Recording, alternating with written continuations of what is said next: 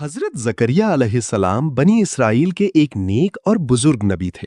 वो बैतुल मुक़द्दस की खिदमत पर मामूर थे और अपनी पूरी जिंदगी इबादत और लोगों की रहनुमाई में गुजारते थे। उनकी कोई औलाद ना थी और वो उम्र के आखिरी हिस्से में पहुंच चुके थे। उनकी ज़ौजा भी बांझ थी, जिसकी वजह से बज़ाहिर औलाद की उम्मीद खत्म हो चुकी थी। इसी दौरान हजरत मरियम अलैहिस्सलाम को उनकी वालिदा ने अल्लाह की राह में वक्फ कर दिया था। चुनाचे हजरत जकरिया अलैहिस्सलाम को उनकी कफालत सौंपी गई। जब भी वो मरियम के हुजरे में जाते तो देखते कि वहां बेमौसम के फल मौजूद हैं।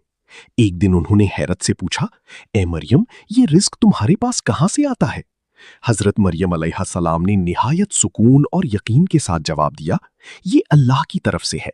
बेशक अल्लाह जिसे चाहे बेहिसाब रिस्क देता है। ये मंजर हजरत जकरिया अलैहिस्सलाम के दिल में एक नई उम्मीद जगा गया। उन्होंने सोचा कि जो रब मरियम को बगैर किसी जाहिरी वसीले के रिस्क अता कर सकता है, वो मुझे भी औलाद दे सकता है, चाहे मैं कितना ही बूढ़ा क्यों ना हूं और मेरी बीवी बांझ ही क्यों ना हो।